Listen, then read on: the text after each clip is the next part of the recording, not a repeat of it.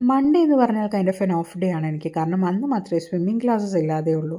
എന്നും ഉണരുന്നതിനേക്കാളും കുറച്ച് താമസിച്ചുണ്ടെങ്കിലും ഫ്രഷായി നേരെ താഴെ ചെന്ന് എണ്ണ തേച്ച് കുളിക്കാൻ റെഡിയായി.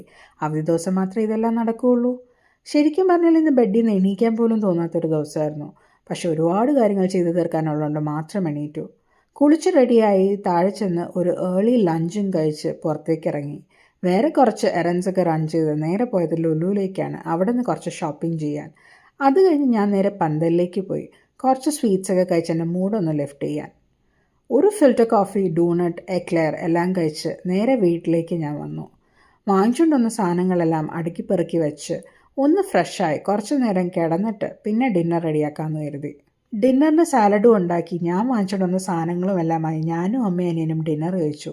നെക്സ്റ്റ് ഡേയിലത്തേക്കുള്ള ബ്രേക്ക്ഫാസ്റ്റും പ്രെപ്പ് ചെയ്ത് വേറെ കുറേ പണിയും തീർത്തിട്ടാണ് ഞാൻ കിടക്കാൻ വന്നത്. കിടന്ന് ഫോണൊക്കെ നോക്കി നോക്കി എപ്പോഴും അങ്ങ് ഉറങ്ങിപ്പോയി.